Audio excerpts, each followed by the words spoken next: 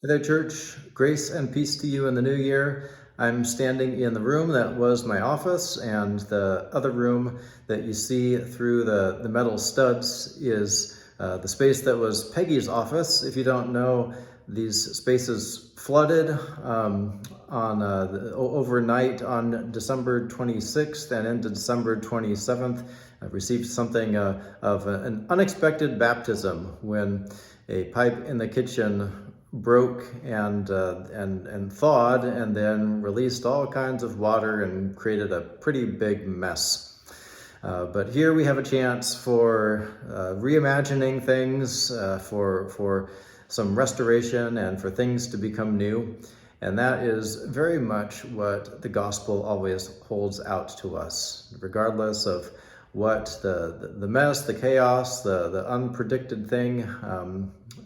The gospel holds out to us the opportunity for trusting in God, for renewal, for life becoming different in God's power and by God's design.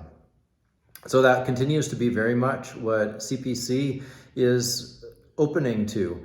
We are continuing with our journey of promise at our annual meeting at the end of January. The journey team will share a little bit more again about what we are hearing as a congregation about our first phase, who have we been, and we'll talk about the second phase that will begin in the first part of the new year, where we will have interviews once more that are centered around on the question, who are we now? So if you didn't get in on the first round of the Journey of Promise interviews, I encourage you, get in on the second round and tell some of your stories of what Christ Church has been like for you right now. Even if you were part of the first round and you want to be part of the second round, go for it. There will be a sign up appearing both in the narthex and also in the e-update. And when you see that, go ahead and put your name down. And even if you don't, and a member of the Journey team reaches out to you and asks you to tell some of your story around who are we now, I encourage you to do that, because the more we offer up our stories, the more we'll be able to hear how God is speaking to us and what our experience of the church is like.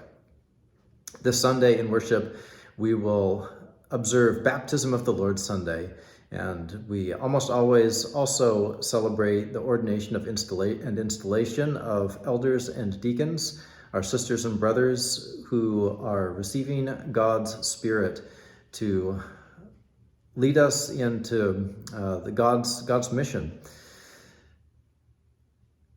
This is a fresh year, and I encourage you to ask in a fresh way, what does it mean for me to be part of CPC?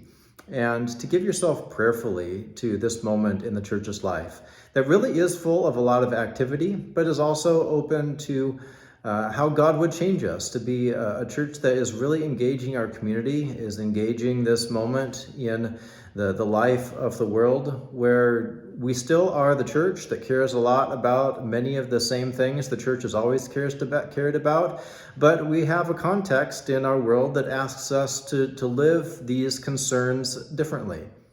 So this is an opportunity for us to receive fresh resolve by the Spirit, to be a people who keep on loving God, sharing relationships, and serving others from the heart of Christ.